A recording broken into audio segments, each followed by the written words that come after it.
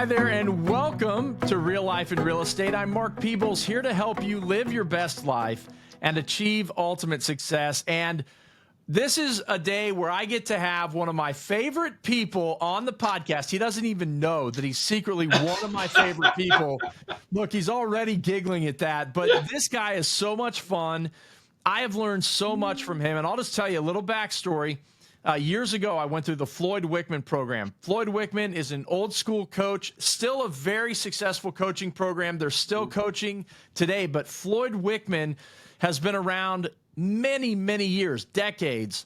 So back in like 2015, I was at a Floyd Wickman conference, and I got to hear this guy speak, and I loved him instantly. He's from Massachusetts, and you're going to know that pretty quick.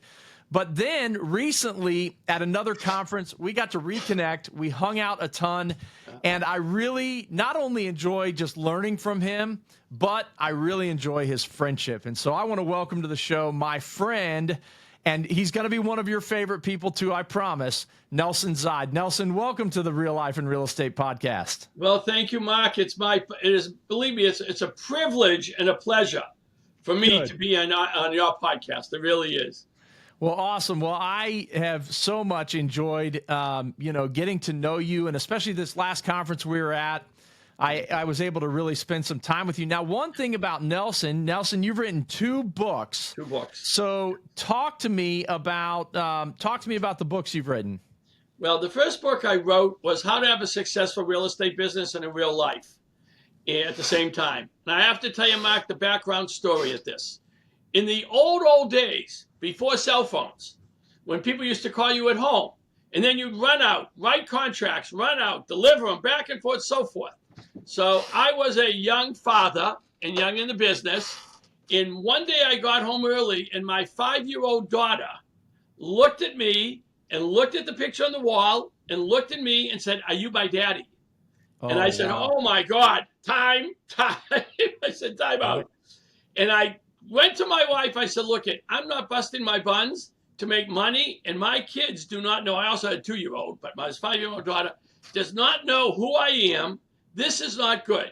So I said, "Honey, the first thing we have to do is schedule, very important thing, schedule vacations with the children." Yep. And so we started scheduling 2 weeks a year vacations with the children. I also told her, I said, I do not want to miss anything from my children. So the interesting thing was I never missed a parent-teachers meeting. Now, mothers almost never miss it. Fathers never miss it. I never missed a parent-teachers meeting. The teachers hated when I came because they one, in a previous life, I was an ex-teacher, so I sort of knew what they were doing. Two, I knew their principal. I knew the superintendent of schools. So if they weren't going to help me, I told them, I'm going right to your principal and right to the superintendent. So you're going to have to help me here. And so I never missed parent teachers, never missed recitals, never missed soccer games. My son was a very good soccer player, never missed travel. I never missed any of that. All were in my daytime calendar to make sure that they were there first. And then I realized I needed time for my wife and I. So I started making date night, which came from Floyd, date night with my wife.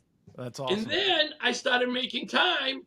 And in my younger days, I used to play basketball and tennis all the time. So Sunday mornings was basketball. And by the way, I did a lot of business with the guys I played basketball with. I bet you did. Very important. I did. So when people used to call me and say, "Well, can we get together Sunday morning?" I said, "Well, wait a second. Let me check my calendar." I already knew that wasn't going to happen. And I said, "Wait a minute. Oh, no, I'm tied up all Sunday morning, but I can meet you at 1. I never lost any business. And the more I scheduled all my time with my kids, my wife, my business went up. And I realized that I had to schedule time for my clients. But my time, my family time is first. Yep. Their time was I never told them that. So now it's out in the open. So everybody's going to know that. Right. Hopefully past clients don't go watching this podcast and be like, "Wait a minute." No. I know. I hope they don't. Otherwise, I'm in trouble.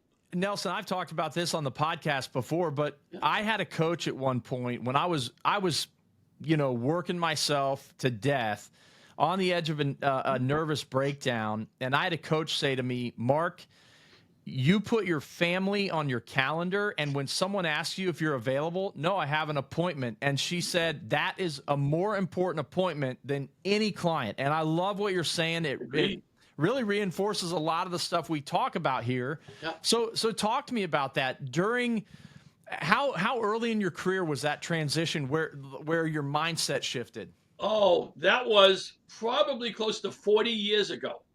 40 Okay, years because ago. you're fairly new still in the business. You've only been in how many years? Yeah, 3 weeks, 3 weeks or only 48 years. 48 years, right? Now, Which, I mean, I started when I was 5. So, I right? mean, yeah, you got your license early then. Yeah, sure. I bet you But did. Actually, you probably started when your wife was 5. probably, yes, Yeah, because probably. I will. you're not allowed to disclose her age on here. So But I mean, I started when my kids were babies. Now, yeah. my 5-year-old daughter, which is why this book was started, is now 46, and she has an 8-year-old daughter. And my son is 42, and he has an 8-year-old daughter. So I get 2 8-year-old granddaughters, which now that's why I'm working so hard, because they're very expensive. Yeah, of course they are. Well, now the funny thing is I'm 46. So does that mean that I can be one of your kids? Like, can I get into that will somehow? You can be my son, but you're not going in my will. I'm sorry. Okay. If you want, Well, we can work on this. It depends how much you're paying me first before you get in my will, right.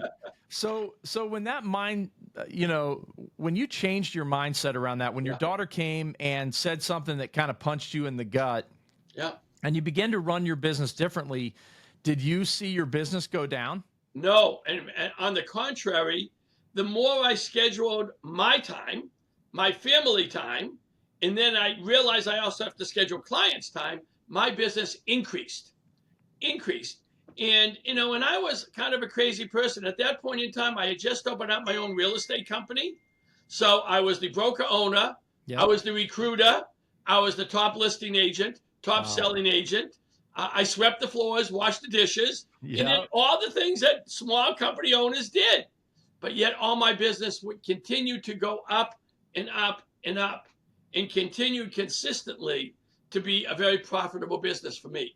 And you were still dating your wife. You Yes. were still there for every parent teacher conference, never missed a recital. We're giving your family all the Nelson that they could handle, right? Probably too much Nelson, but yes, I was giving it to them. Yeah, I mean, Don't once you talk to get my to know wife. Nelson, you can have to. No, I'm just kidding. You can never have enough Nelson. But it really was amazing to me back then when I was very young that the more I started scheduling time for me, scheduling time for my family, scheduling time for my sports, all that, that I still had more than enough time to Yeah. work with buyers and sellers. And I've never in all my years, had one client who ever said, "Oh, you can't meet me Sunday morning. I don't want to work with you." Never Right. had one. "Oh, I'm sorry. I'm tied up. I have an appointment and I'll be more." And I didn't even have to open my book. I already knew. Same Right. thing for tennis. I play tennis twice a week. Here was my times. "Oh, I'm sorry. I can't meet Wednesday night at 4. I can meet you at 6:30, but Yep. not at 4. My business increased. And one of the things that I speak about all around the country is that the more you schedule your personal appointments and your time for you, the more business that you end up doing. Yeah. And every time I speak to people, when I see them again and again, they say, "Nelson, I'm amazed. I started scheduling all my personal time and all my business went up. And then I started Yep. scheduling more business appointments. And therefore my business went up because I could schedule it rather than doing willy-nilly." Right. Amazing. Okay. So talk to me about now. It is time for building the business, right? And so you've got your family time scheduled, and your business. You've been very successful. And listen, Nelson, there are so many one-hit wonders in this business. Nelson Zide is not a one-hit wonder. He has had a sustained 48-year, highly successful career, high production, owned a company. Like, this guy has had a lot of success. So Nelson, tell us, what did you do to build the business when you were focused on the client time, the daytime when you weren't with your family? Right. Well, I realized I had to do the same things every single day. So, I mean, every single day, my day, and even today, my day starts when I'm in the office by 9 o'clock every morning, maybe 9:30 on weekends, but 9 o'clock during the weekdays. And I know I check my pending sales of what calls I have to make. I check my listings and what calls I have to make. I check my phone log, and those are the phone calls, and I still use a phone log. Okay. Those are the phone calls I have to make that day. And once I get all that done, then I go to my prospecting calls unless I have appointments, Yep. like podcast and speaking. So, but I So, make sure I prospect every day, 5 days a week. okay, talk to me about your phone log. I'm curious to hear a little bit more about that. What does that look like? What's on that phone log? How do you plan that? Well, I know all you people on your podcast are just going to laugh at me because I'm very old school. And I don't care what phone log you use, but I have a desk calendar. So Okay. if you told me, Nelson, I need you to call me in 2 weeks, guess what? You're going in my desk calendar to call in 2 weeks. Yep. In 2 weeks come by, when I come in that morning, you are one of my first calls I'm going to make because I said I'm going to call you. Yep. And I still do that today. Wow. Now, you want to use your iPad, you want to use your phone. It doesn't, the system, the tool you use is irrelevant. It's using the system. Right. I got used to, I mean, my old days, I used desk calendars and I just never got changed. So I do every day. That's my phone log. And I know that those are the people I have to call. And then I know what my prospecting is if I don't have appointments Yep. or place I have to go. And I'm going to prospect 5 days a week, not 7, 5. Yep. Very important. Do not prospect 7. I don't care what 5 days, but 5 days.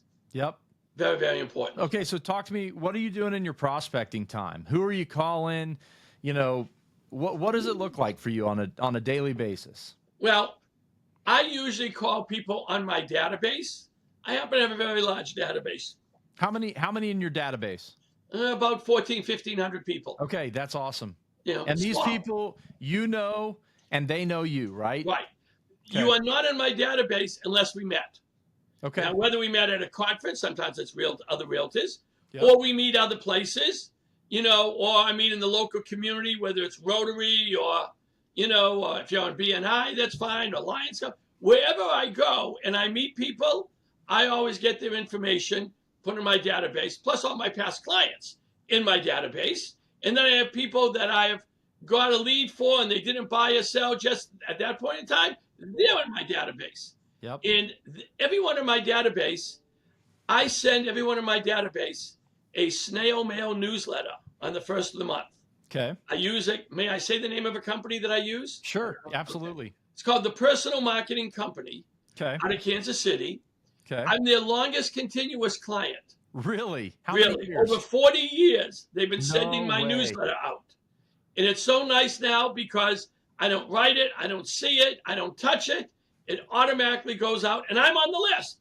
So I know when my database gets it. So when I know they get it, I know that week I'm going to call as many people as I can on my database to talk about my newsletter. Okay. And there's nothing about real estate in my newsletter. There's Okay. always things of value. It's almost like Brian Buffini always talks about things of value. Right. Okay? I don't want people on my database don't want to necessarily know real estate, but they want things of value. Right. And I want Okay, to talk to them about things of value. So what kind of things in the newsletter? What could I expect if I was receiving your newsletter? Well, it could be on closet organizing, yard work, things in, painting, things you want to upgrade, things you want to do to, it has real estate sort of focus, but not real estate. And there's always a recipe. Everyone loves my recipes.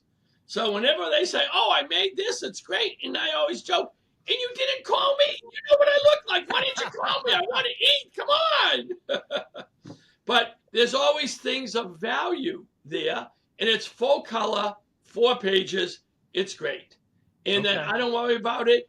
And I will tell you one thing that I found out is I found out that their newsletter, they don't send overseas because it's all great.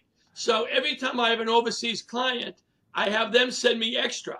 So I can hand stamp and mail that newsletter to my overseas clients. That's amazing. And I've gotten a lot of business from my overseas clients. So, Amazing.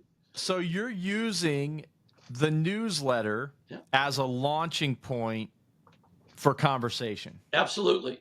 And if I go even past a week, I still call the people anyways. I usually speak to everybody in my database, especially my past clients, Yep. at least 3 times a year. Okay. So phone call or text at least 3 to 4 times a year. And then they get my snail mail newsletter. And I also have an email newsletter through the same company that goes out 2 weeks later. So Okay. if I miss them on the snail, I catch them on the email, and it's Is a it the different same email newsletter? By the way, the email newsletter is on healthy stuff, all Okay. healthy stuff. And they get that in an email. I get the email. I make sure I make the phone call. So there's always a good reason to call. And I always ask them, how's they? Now, I have my CRM. I mean, I know husband, wife, children, pets. I know, even though I'm going to ask them, hey, Mark, hey, how's your wife doing? How's everything? And what do you have? You have 2 kids now? Oh, my goodness, how old? I already know because Right. I have it in my CRM. But I Right. want to ask the questions because the phone call is a conversation. It is not to list to buy a house. It's a conversation to see how they're doing. How's everything? Is there anything I can do to help you? I'm always Yeah. here for you. I know people. Give me a call. So how often over the years have those just checking in on you, I'm just having a conversation with you, turned into real estate business? Oh, well, I would tell you that 80% of my business comes from my database, Right. one way or another, whether they're a past client ready to be moved, whether there's someone. I mean, I just spoke to someone that I knew at junior JC's as I first met him 30 years ago, and we've talked off and on. He's been on my database. He called me about 3 months ago and said, Nelson, my next door neighbor's moving. Can you help? No problem. Got That's the listing. amazing. A friend of mine is moving in another town. Can you help? No problem. Yep. I can help them. So 80% of my business usually comes from my database on either them or referrals from them that they have somebody. I just had a call from a broker in upstate New York who I've known for a long time. He's also a CRS. He says, I have a good friend of mine. Husband passed away. Can you help him sell a over 55 condo in your town? No problem. Yeah. Already spoke to her. Now she's in my phone log because she said, I need you. I need a couple weeks. Call me then. No problem. She's in my phone log. It's a 1.1 to 1.3 million dollar condo. Wow, that's not a bad deal at all. It's not bad. Only because the guy's in my database. I see him at conferences. He gets my newsletter. Who else does he think of in Massachusetts but me? Yep. That's amazing. That So is that's amazing. Okay. that's most of my business. I mean, the old days of Floyd when you cold called, I don't do anymore. But Okay. you remember those days, Mark? I remember it. I remember all of those days, making all of the calls, tracking it. I can't remember exactly the metrics that we were using back then, but I mean, I went through Floyd Wickman like 3 times, which, then we probably should give a shout out to Mary Johnson, who was my trainer with Floyd Wickman. I think she's still coaching today, and she's still coaching amazing. today. Mike, So is her husband. Mike Palin still coaching too. Mike Palin, and it's actually Mary Palin. I think now they're Mary married, Palin right? Johnson. Mary Johnson. Mary Johnson. They're amazing. And if you're out there, even Floyd Wickman puts out so much good content, even still. Absolutely. And Mike and Mary are the ones putting out a lot of that. So shout out to Mike and Mary. Yes. Now you're making me think I'm going to have to get them on the show one of these days. But okay, so prospecting has been incredibly important. You're obviously great with follow-up. Talk to me about how do you customer service the clients that you have? I think, and here, let me give you a little background on why I'm going to ask this question. We're in a market now, and maybe you're seeing it in your market, but we're seeing a lot of listings go on the market, and they're hanging out. They're not moving, and I don't know if you realize this, Nelson, but there's a huge number of agents that have never even had to ask for a price reduction because everything they put on the market sold. So you're having to ask for price reductions now. You're having to customer service listings that are hanging out on the market for, weeks at a time.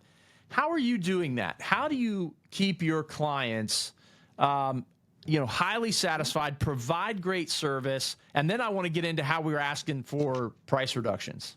Well, I mean, every time I get a listing, one of the many things that we do, but one of the things I tell all my sellers is there's two main things I do with you.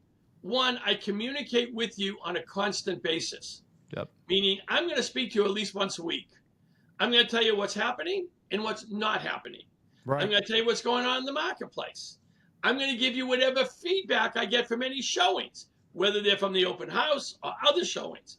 And if no one's showing your place, we need to do something to get people to come look at your place. Right. Now, it could be a price reduction, or it could be if I think the price is okay, even though the market may be telling me differently, but I may want to do this and say, why don't we offer an incentive to the buyer? Now, the incentive to the buyer could be a 2-1 buy down. Could be that. So you do an interest rate buy down of 3% of someone's loan. And that'll give somebody an interest rate of 2% below the going rates for year 1, 1% year 2, and that way. Or we could be more creative. We could say no electric bill for 1 year, especially this summer when it's been very hot. Electric bills are high. What's your electric bill? Oh, it's about $2,500. Fine. No electric bill for 1 full year. Wow. Put it into the listing. No condo fee for 1 year, 2 years. Wow. Depends what the condo fees could be 3 years. So maybe doing something a little bit different than just a price drop to see if that'll work. Now, does it work all the time? No. If everything worked all the time, Mark, I'd be at the beaches of Bermuda right now talking to you, not here in my office in I Baby bet here. you would. Right. But you got to try something different with the sellers. And the main thing is you need to communicate with them. Yep. You got to let them know what the feedback was. I have one seller, I got a call back. Someone really liked it at the open house, called the agent. Yeah, they liked it, but they liked another one better. They're making an offer on another house. Okay. That's my call to my seller the next day or two to let them know. And then I'm going to say, hey, we may have to do another price drop. The reality is this is what the market, if no one's making you an offer and not enough people are looking at it, we don't have much other choice. If you got to sell, that's what we got to do. Okay, so I'm the seller, and I feel like, well, you just want to drop the price over and over again, and you don't really have any other ideas.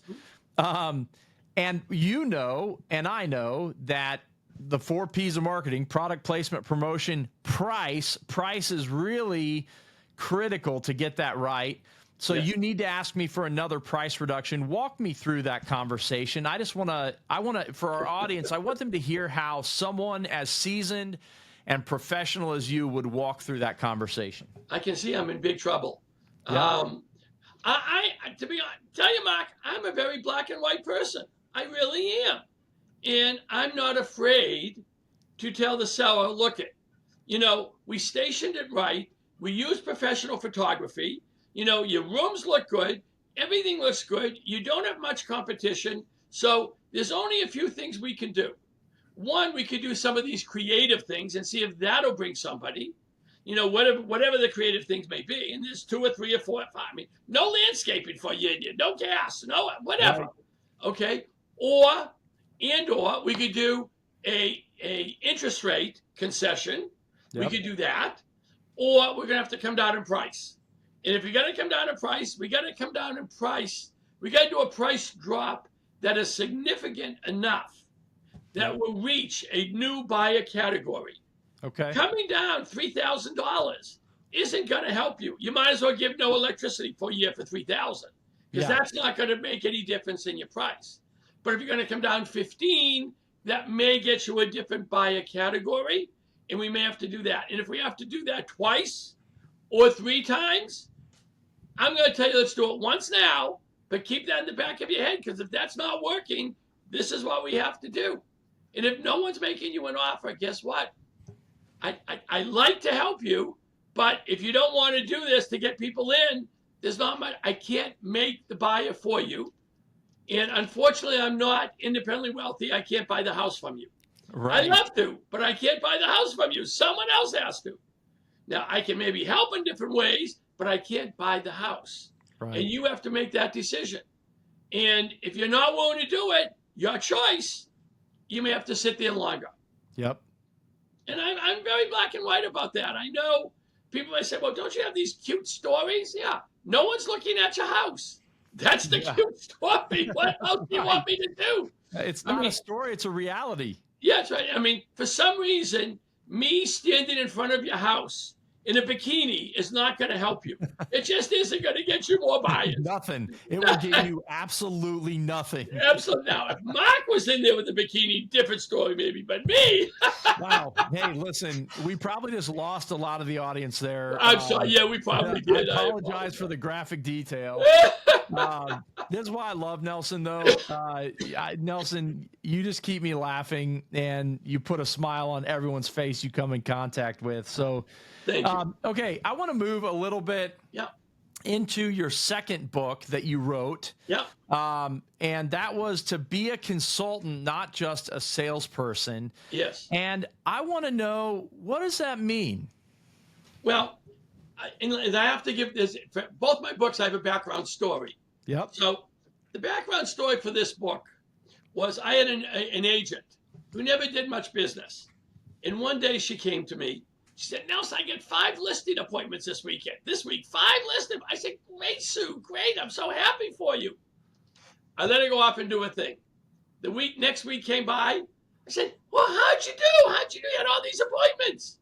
She said, "I didn't get a one." I said, "What do you mean you didn't get a one?" "Well, one person wanted for insurance, one person wanted for refi, one person just wanted to know they're not sure. None of them are ready to sell." And it dawned on me. Sometimes I have to have a light bulb. It dawned on me. And I said, "Susan, you went into these appointments as a salesperson, believing they are going to list with you. What you didn't go into the appointments was as a consultant, because our job as realtors is to be a consultant to move that seller and buyer, but move the client from point A to point B to point C. The only time I know that it's an actual listing appointment is when they tell me I'm ready to sign the contracts. Right. That's a listing appointment. Everything else before that is a consultation. Okay. And you have to change your mindset to believe that every time you're talking to a buyer or a seller, you want to have a consult to move them from point A to point B to point C. And the more you practice your consults, my segue, my little side story, Mark, is I tell people practice in front of the dead people. You know, that's like the mirror, the dog, the wife, the children. You know, they won't argue with. Did you just call your wife a dead person? No, I said a dead person, Oh, and then maybe the wife, and then maybe the mirror. I mean, practice against for other people. Yeah. It is really interesting that, you know, I learned a long time ago that having practicing sessions with other agents in your office, where you're the agent, I'm the seller. Now I'm the seller and you're the agent. And we'll critique each other and be honest. Yep. You know, and I'll be very difficult with you. If I'm going to be the client, I'm going to be as hard as I possibly can. By the way, hard, that's H-A-R-D for non-Bostonian. Okay, good. Thanks for the clarification. I was You're trying to figure out how we would spell hard in the notes. Yeah, H-A-R-D. Well, it's like when I drive my car someplace, you mean my auto, A-U-T-O. That's how I spell car, A-U-T-O. That's right. So, when I speak down south, I have a real problem. They don't speak Bostonian, I don't speak Southern. So that's right. But, you know, you have to be able to practice all your consults. It doesn't happen automatically. I did not become really good by just showing up. I practiced. I went to training programs. I went to conferences. I listened to the experts. And then I'd come back and I would practice it and practice it. And I had checklists, my old school checklist. My buyers and sellers, when I take the checklist out, when I used to sit down with them, they say, "Well, what is that?" I said, "Well, this is my checklist. I want to make sure that I don't forget anything, because if you're going to hire me and I'm going to be your agent, I have to do all these 85 items. And I want to make sure I'm covering all these 85 items, or as many as you want me to cover. And I want to make sure I'm doing so. I'm checking it off. Yeah. Oh, buyers and sellers don't know that. Agents don't know that. Never mind buyers and sellers. So is that checklist part of the show? The show for you to help land that listing? Absolutely. I still bring the checklist out, and I say, oh, okay, there are the things that we have to do, and here are the things that I should be doing. Here are the things that you need to do in all these items. And I just bring the checklist. And again, I don't care if it's on your iPad, your laptop, your phone, old school like me, paper, check, check, check. When I go through the house, I still take notes on paper because I think most sellers like to see you handwrite notes. Hey, you want to take it on your iPad or phone? Fine. I mean, an agent who's 25 to 35, they don't know what note taking is on paper. Right. I think I have said in some of the classes that I teach, I talk about the importance of taking notes because it keeps you engaged in the conversation, but two, it means something when a seller points something out that is important to them emotionally, that you're taking notes to it. It shows that you're hearing what they're saying. So, and then repeating those notes back to them. Also, one of the things we talk about. And this way you can say, oh, you have wonderful floors. And by the way, now I may know what the floors are, but I say, are these hardwood or are they laminate? Oh, no, they're okay, laminate. Yep. Look at this beautiful shades and this beautiful lousy wallpaper. No, I don't say lousy wallpaper. But we all know how we feel about wallpaper. Yeah, no comments about wallpaper. Okay, but I want to, I need to write it down. Also, if I don't write it down, I forget. Right. So I have to write it down. Otherwise, I have a problem. Let me tell you why Advantage Home Warranty has resolved so much stress in my marriage. What? A home warranty resolving stress in your marriage? Yeah, that's because there's always things going wrong in the house, whether it's a plumbing leak or electrical issues or the washer goes out. There's things that are always happening. But the amazing thing about Advantage Home Warranty is that all we have to do is pick up the phone and make one call to file a claim or file a claim online, and Advantage Home Warranty takes care of the rest. They send out the technician.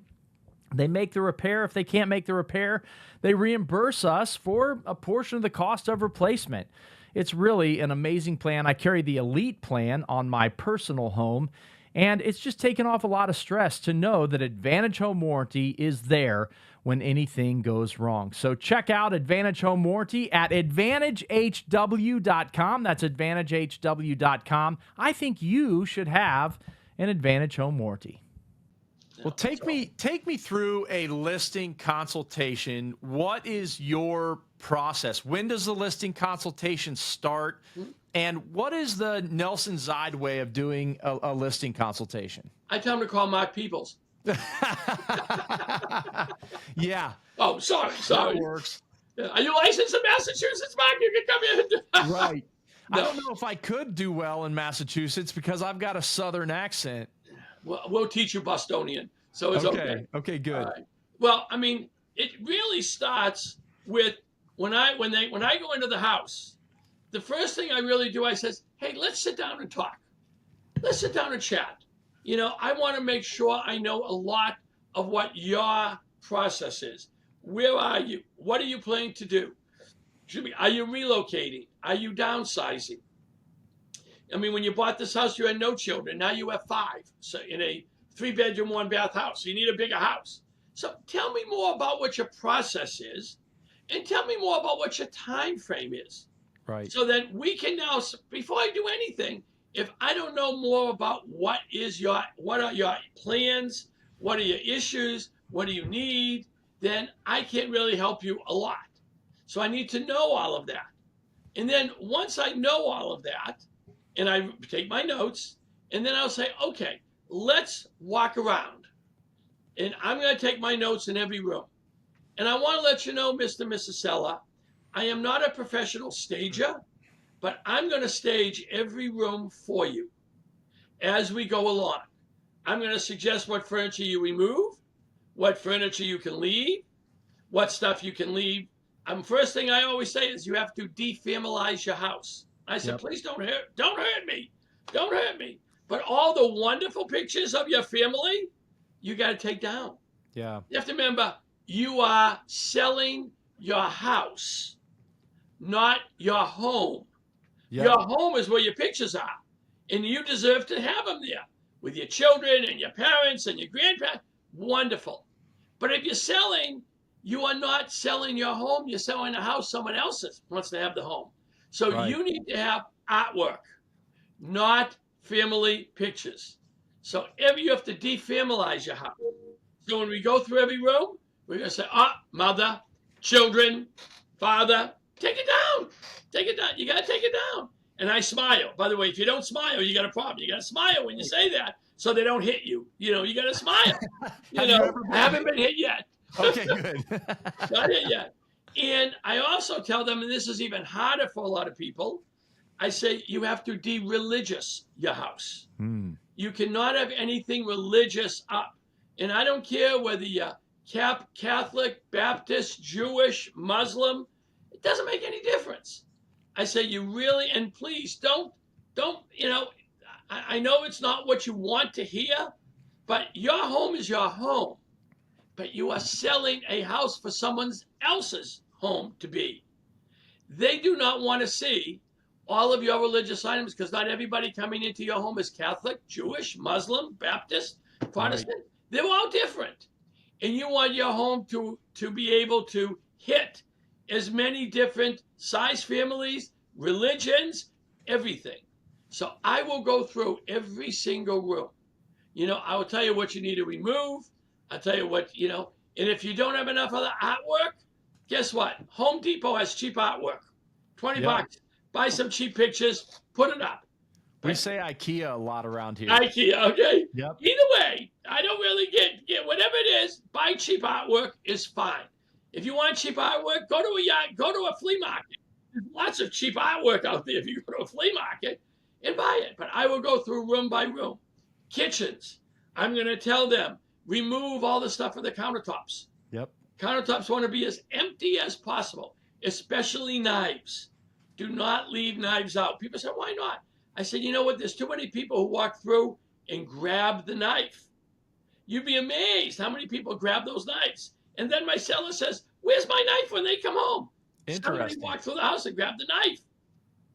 I also tell them that you need to remove all your medications from kitchen cabinets and medicine cabinets. People open up kitchen cabinets and medicine cabinets. We had a young couple about 15 years ago in my market, 2 babies. They were going to open houses. They were stealing drugs, drugs, saying, can I use the bathroom? Of course, I said, sure. They were rifling the medicine cabinet. Reason I know, one of my sellers called me. Nelson, someone stole my medication. How did you know? My pharmacist called me and said, your Vicodin prescription's ready. She said, I haven't refilled that in years. I mean, the police knew about these people. They did catch them eventually, but you don't know. So you got to remove. And they look at me and says, what do you mean? No jewelry. Any jewelry. Right. You don't want to leave out. No jewelry. No little expensive stuff. Now, whether it's expensive or it's valuable to you, like your grandfather gave you this little Disney character, whatever, I don't know. Trinket. Right. Whatever it is, put it away. It's so easy for someone to walk through, there's 2 people, and I may not be right with them as much as I can, but I want to make sure they're not taking anything that's small they can put in a pocket. You don't want to leave out. It's amazing how many people don't think about any of this stuff. Yeah.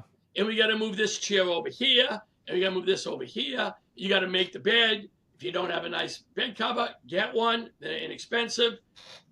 And I go through room by room by room, and I do this with every single seller. So even before I list it, I've got to go through the whole thing with them, to make sure that we are all on the same wavelength. Yep. And you're giving this away for free. They haven't signed an agreement with you. Haven't signed an agreement yet. This is a consultation.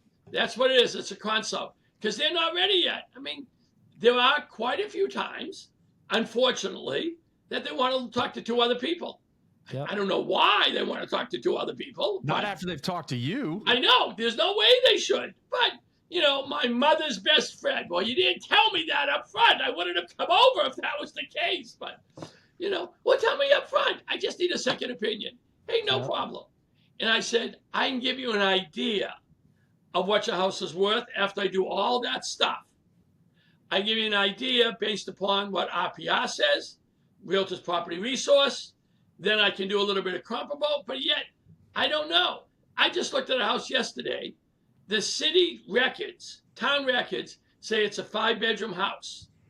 I walked in, it's 7. Wow. Where the hell did that come from? Well, when we put the addition on, the town wouldn't allow us to put up 7 bedrooms, and the septic system wouldn't allow 7. So they have it as 5. After we got the permit, my husband put up the walls, and now we have 7 because we have 6 kids. Yep. You can't sell a 7-bedroom house. It's not legal. I didn't say it that loud. But they said, yeah, we know. I said, that's going to hurt you. Now you have 5 bedrooms, you have an office, and you have a den, and then you have another den downstairs and another playroom. You go there, but you don't have 7 bedrooms. Right. And no one wants to buy a 7-bedroom house anyways.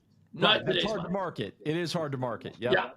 Yeah. I mean, maybe there are people with 6 kids. Hey, I sold a home to a family, and when I sold it to them, they had 5, and then the wife got pregnant, and she had twins. I said, now you got a basketball and a hockey team. You're all set. You're okay. You got 7 kids. No problem. Yep, done. And they loved me. They loved it for that. And their kids play sports now, too. So they have it. And that's the big joke. And whenever I call them, well, how's the sports team doing? Joanna, how's the sports team? And we always laugh. That's really building. You've made a real, I would call it like a sweet connection with that family, right? That's something special that you have had conversation with them and gotten to know them to that point where now that's the thing that it's like your inside joke. Yeah. So, remember, every time you have a conversation with people, it still is a conversation. And it does go back. It's a consult if I'm trying to get the buyer or the seller. And if it's a follow-up, it is more that, hey, how's things going? What can I do for you? Have you made that final decision? I've got the paperwork ready. I'll dot loop it to you. We use dot loop, DocuSign, whatever it may be. That's what everyone uses. I'll get that paperwork to you, no problem. You point finger, sign, send it back, and then we are almost ready to go. Yep. Okay. I tell them that I do hire a professional photographer. I do not take pictures. One thing I cannot do is take good pictures. I don't take good pictures. I hire a professional, and I ask them. I said, you've gone online to the portals? Yeah. How many listings are crappy pictures? A lot. Yep.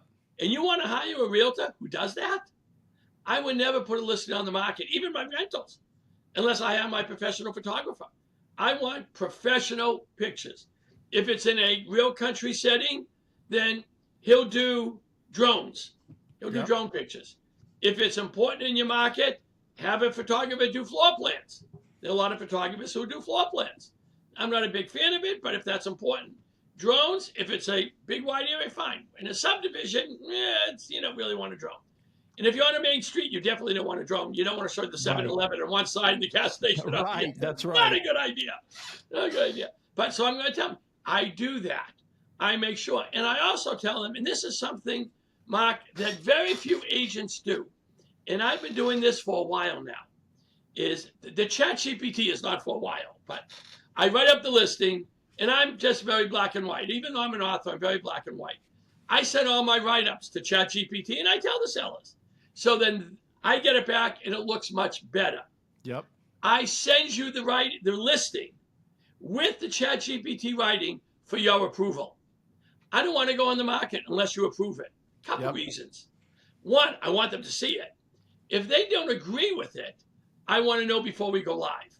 If they want me to add that's close to the park and close to the high school and close to downtown, fine. If I didn't put it in, we can add it. So it's a lot easier to do that prior to going on MLS. Right. And there's no other agent who does that. I make sure I send that to them. Then when I get the pictures back and I upload them, our MLS, they allow 40 pictures. So most homes I'm going to do 40 pictures. I'm going to send that to you as well. Your job is to tell me you don't like picture 5, 13, and 28. Okay. I'll replace them. I'll put new ones up. I'll send it to you. I want your approval. Yep. There's a main reason why I want that, because down the road, when they say, oh, your pictures were lousy, you write up a slide, they don't tell you up front. You say, time. Yep. Remember, I sent it to you. You approved it. Yeah. You approved the pictures. Yeah. You approved them.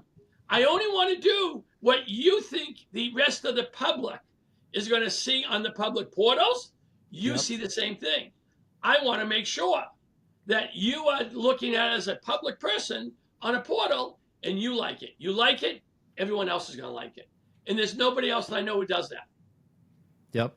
So try to do So something. you go through your consult. How do you close in a consult? What's because you're not having them sign paperwork right there. Oh no, here it is. Here's the contract. Sign right here. Yeah. That's the old days, Mark. That's how we used to do it. Well, I know, and that's honestly, my dad's been in the business. Slowed down a little bit, but like 55 years. And so the first time I showed up to a listing appointment with no paperwork, I thought he was going to lose his mind, right? And now, oftentimes, we don't. I mean, we say the same thing you do. We're going to dot loop it. But I do like that whole consultant mindset. And I think that's the way that I've approached my business over the years. And I've never hurt for business, right? Right. And that's why you're good. That's why you're good. How often would you say when you're competing, throw out a number, what percentage of the time does someone actually beat you? You mean beat me? That I don't get it? Yeah. Yeah, probably about 40% of the time. Okay. I win So 60. is it much more competitive in your market? Oh yeah. Okay. Yeah. I mean, there are like 2 really top agents, and then there's probably 10 or 15 really good agents, more like in my sphere. I've never been the top agent. I was an owner of a company for many years. I never was a top agent. I was a good agent, and I always did enough business. And I said, look, here's what I do. I do 30 to 50 deals a year. I do $15 to $20 million of volume a year. There's not many agents who do that. I do that, and I'm still doing it consistently. Well, the thing is, though, as you say, you're not a top agent, but the reality is there are agents listening to this right now that they're like 15 to 20 million a year. That's huge. In fact, that's you and I do about the same realm. In fact, I love listening to you talk because so many things you say, I'm like, yep, that's how I do it. And probably a big piece of that is because my dad was my mentor, and he is, a little bit, older than you are, but it's that old school generation that has those skills. But then a lot of what you're doing are things that I absolutely love. Talk to me now about you walk out, you don't get the listing. They're interviewing 2 more people. What does your follow-up look like? Well, I mean, I don't know yet that I don't have the listing. So I'm gonna before I leave, I'm gonna say, well, you want to talk to another 1 or 2 people? You told me, great. When are you talking to them? 1 tomorrow, 1 on Friday. Great. So I'm going to give you a call on Saturday.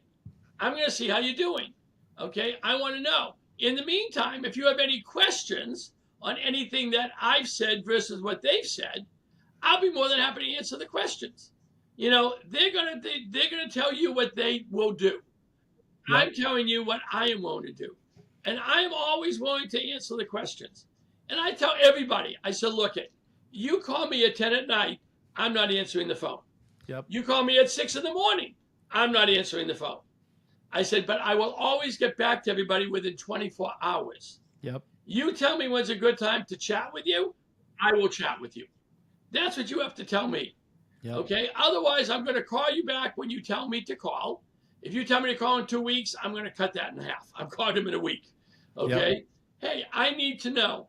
And if there's something that they said that they would do that I said I maybe I didn't mention or whatever, but you like everything else, ask me, call me, tell me.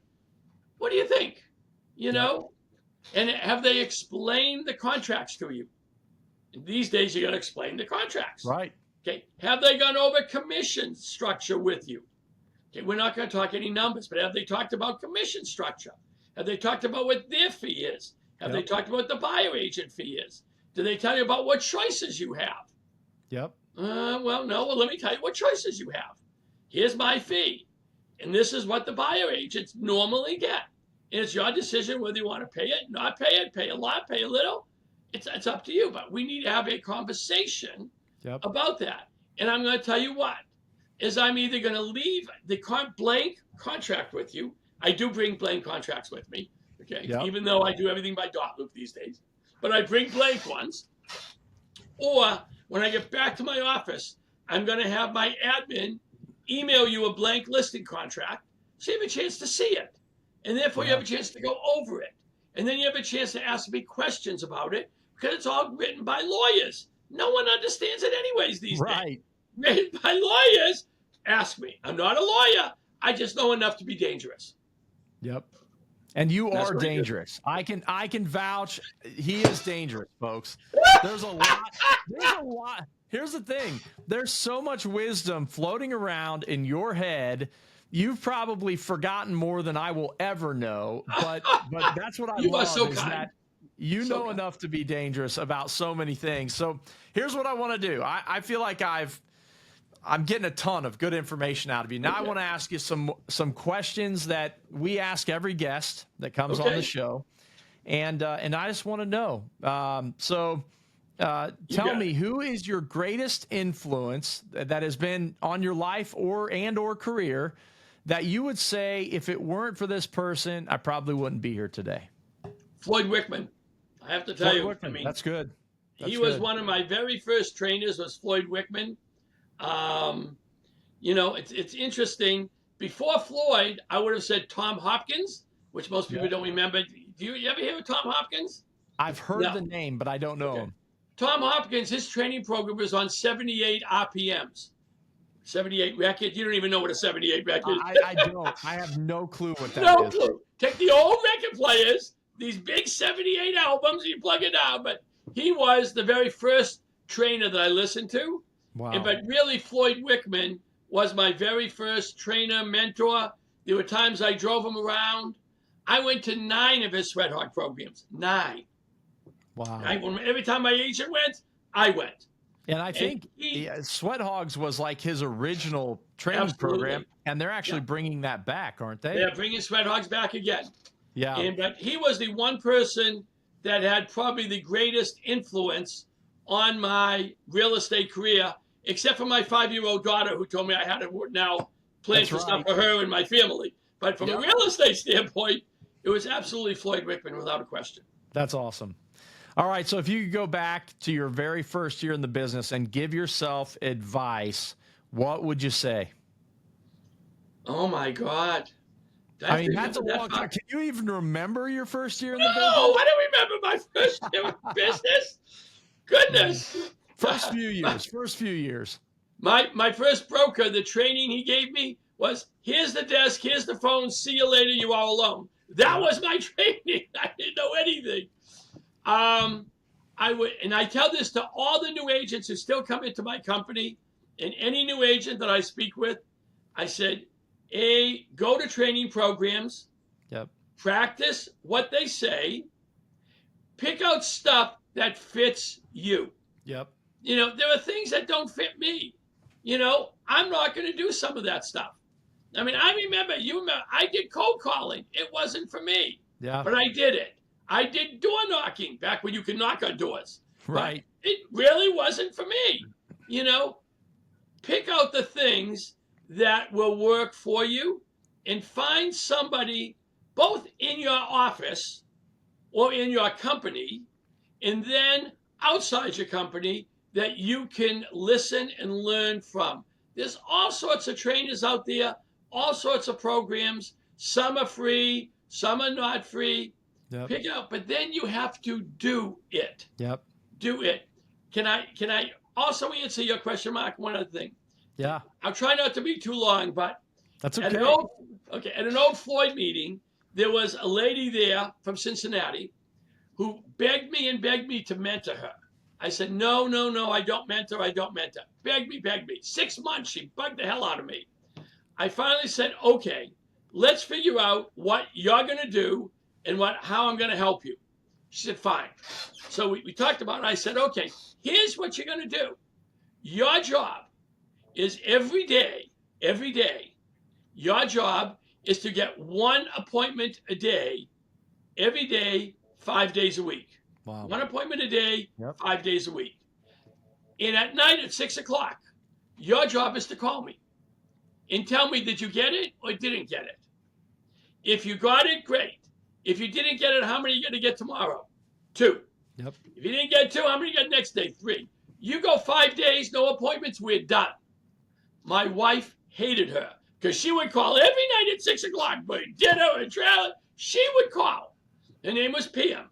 She's from Cincinnati, Ohio. Still a good friend with her. That's right here in our neck of the woods. Yeah.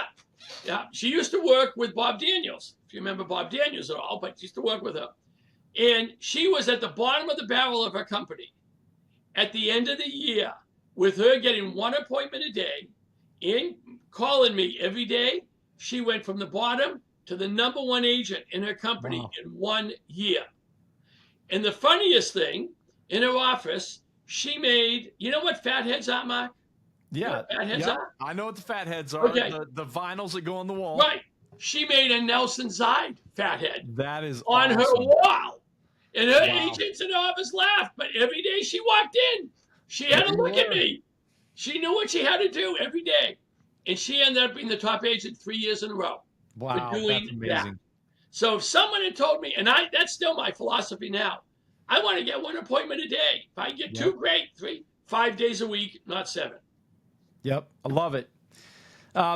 Nelson, what does ultimate success look like for you? What is real success for you in life? Oh boy.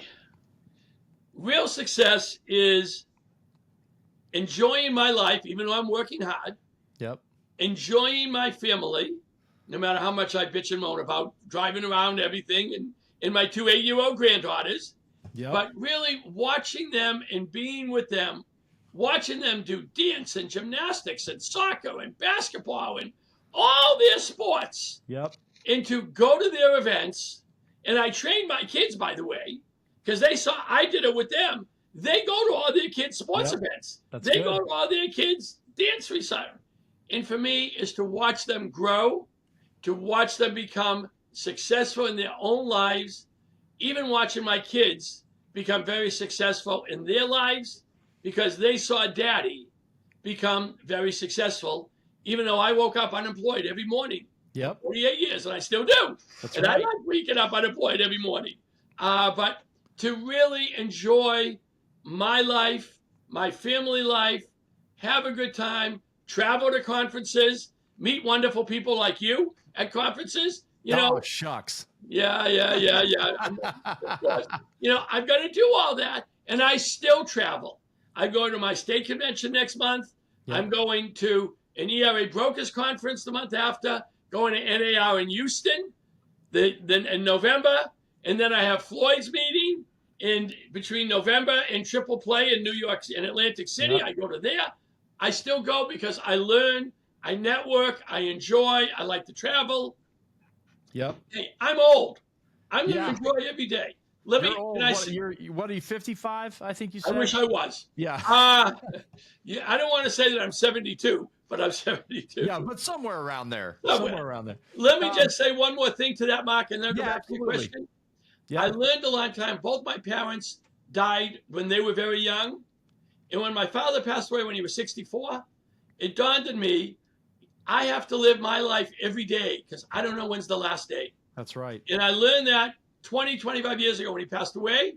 And I'm saying, I still do that now. I live every day the best day as I possibly can. Yep. And it's evident, like it's absolutely evident to, I think, everyone that comes in contact with you. So what is a life lesson that you had to learn the hard way that you wish someone just would have told you? What is a life's lesson? God. I wish I had a good answer for you. Honestly, I think the best answer we've probably gotten today was what your daughter did tell you. Yeah. That is true. If you had continued on that path, I never would have made it. What would that look like? If I continued on the path that I was and not listened to my daughter, I'd be out of the business because I never would have known my daughter. I never would have known all the stuff that she did. And I never would have had all of that. And you know what? You have to live every day. This sounds kind of morbid, but I live every day like it's my last day. All I know when I go home, I had a good day. Yeah. Whether I lost 3 listings, I lost 2 sales, did I do everything I possibly could? For that client, for me, for my wife, for my kids, you tell me what I have to do. And when I'm going away, I want to spend my time with them. I want to enjoy. And as much as my wife spends all my money on buying kids presents for my grandkids. You love it. You love it. Yeah, I asked her, do you ever say no to the grandkids? She said no. I said, what else is new? Right. Well, do you ever say no to the grandkids? No. Okay, exactly. But they don't ask me. They ask Nana. They don't ask me. I just pay the bills. Yeah, that's right. Do you ever say no to Nana? No. Okay, no. Good. And now, for those men who are watching this right now, you just picked up some really good advice. I hope you're listening to this. Hey, do you have a morning routine that you go through? Well, as I said a little bit earlier, one other thing that I didn't say, when I get up every morning, I read something every morning. I'm a big fan of reading. I'm a big book reader. I love books. Now, the books I normally read are either business books or sports books or autobiographies. And my wife knows that she always buys me books, but I'm reading the book now about Dick Hoyt. I don't know if you remember Dick Hoyt and his son Rick, who was disabled from birth, were huge Boston Marathon, triathlon. Yes. I'm reading their story right now. That's amazing. And I read that. The book before that were I forget the name of the title, but it's Boston Sports from 2000 to 2020, where all our four sports teams won like about 25 titles. So they're talking about the Celtics, Red Sox, Bruins, and Patriots.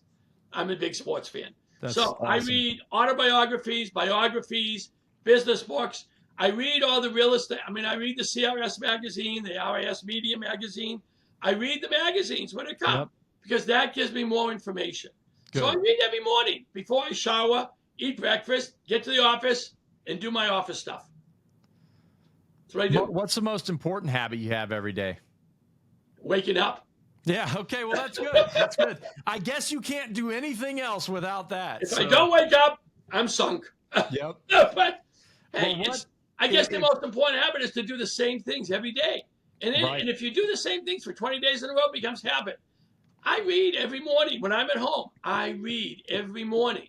I come to the office, if I don't have appointments, every day and do the same things. Every day. I don't change. Love it.